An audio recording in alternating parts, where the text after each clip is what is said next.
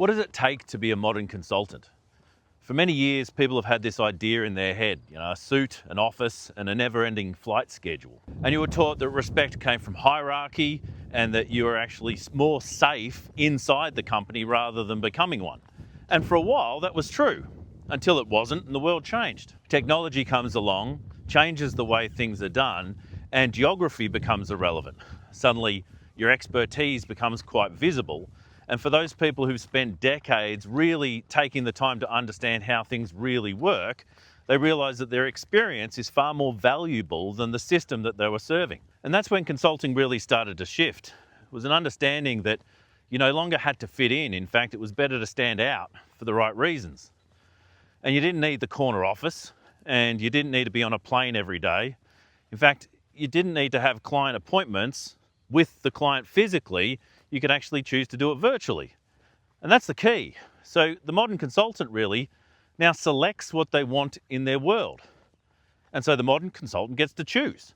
They get to choose where they work, they get to choose who they work with, they get to choose what they focus on.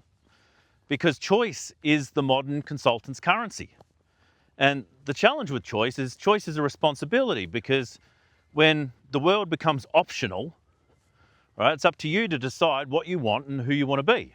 And that's the first lesson of modern consulting. Who you are matters more than what you do. And clients don't want to buy activity, they want to buy confidence. They want to buy perspective. They want to buy a voice that they can trust when everything around them is uncertain. And that voice doesn't come about by pretending. It comes from alignment, when the words and the work and the person all match. And most of us spent years wearing masks that made sense at the time, job titles and job descriptions that were there partly to keep the lights on, but partly because it made sense to be professional and appropriate. But at some point in time, those masks no longer fit. And that's the moment where consulting actually begins. It's that point in time when you realise that consulting isn't about doing work for other people, it's about enabling those people to get outcomes. It's about enabling people to do better work for themselves. And to do that, you've got to bring your full self to it. You can't bring the edited version. And so that's the real difference between a contractor and a consultant, because the contractor hides behind deliverables, where the consultant has to stand beside their decisions and the results. And that's where authenticity no longer becomes a slogan, it actually becomes a reality, because becoming the best version of you is a strategy. So the first step to becoming a modern consultant is actualization. That's where you understand who you are and you understand what you need to do to become the leader that people want to follow. It's not about being perfect, it's about being clear. Clarity is magnetic. When you know what you stand for, other people know where to stand with you. And every consultant that I've seen rise and become successful had the same thing in common, is that they didn't wait for someone to give them permission to be who they are. They didn't wait for someone else to grant them the authority. They actually showed up each day and earned it by being themselves. Now, you've probably built a career inside an organisation before, but now's your opportunity to actually build it inside yourself. When you first start it can feel weird. It can feel like trying to navigate without a map. But it doesn't take long before the path becomes quite clear. And the path becomes obvious because it's yours. And that's what I talk about when I'm discussing the modern Merlin, because it's not just about predicting the future, it's about enabling it. The modern Merlin takes what he knows and he uses it to guide others through uncertainty. And it's not by controlling them, it's by actually equipping them. And that's what modern consulting is all about. It's about this practical foresight. The second pillar of modern consulting is mentorship. One day you suddenly realise that the experience and the expertise and the knowledge that you're carrying around is actually heavier than you once thought and deserves to be passed on. And so mentorship isn't just about giving people answers, it's about a transmission. It's a transmission of experience and knowledge and expertise onto the next generation. That's how experience turns into legacy. When you consult, you become the bridge between what's known and what's next. You'll start to recognise people who remind you of a person you once were.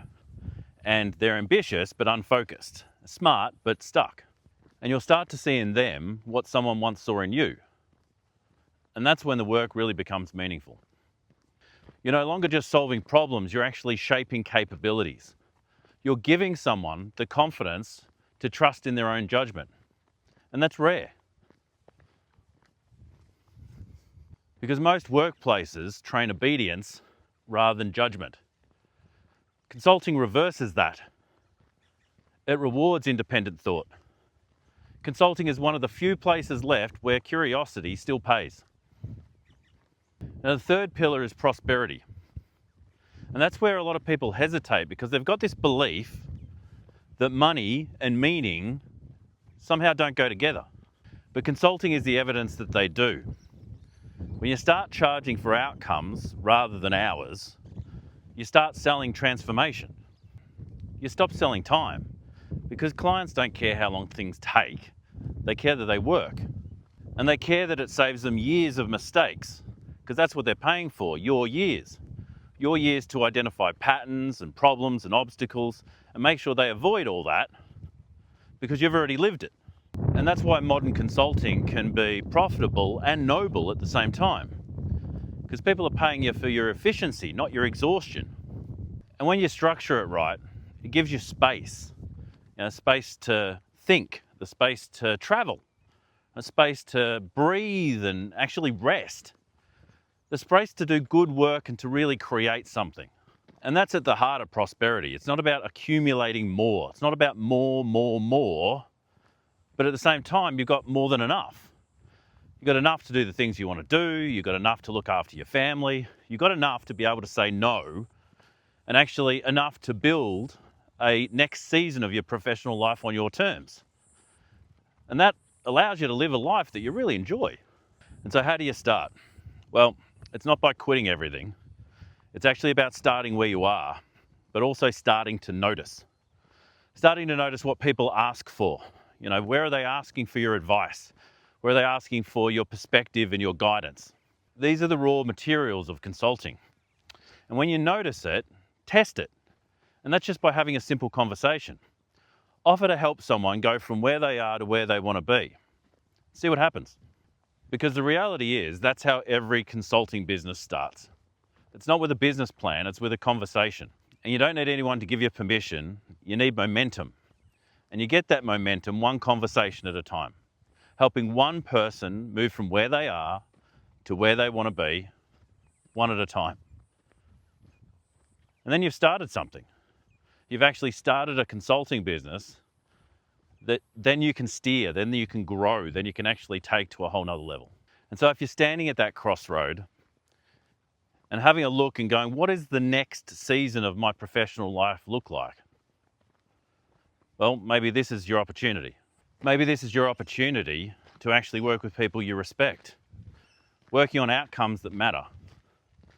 And you can do it anywhere you choose. Consulting can happen on a plane. It can happen in a cafe, it can happen in a shed out the back. Where it happens does not matter. What matters is the quality of the conversation. And that's the craft. You've spent your entire career up until this point learning how to solve problems, how to lead people, how to build systems, how to make decisions. And so you've got everything you need. The consulting identity isn't a new one for you. It's just a clearer one. Modern consulting isn't about starting over. It's about stepping forward. And this time stepping forward as yourself. No longer needing to wear the mask or a disguise. Because at this stage of life, expertise is inevitable. The only question left is what are you going to do with it? The mask isn't required. The office isn't required.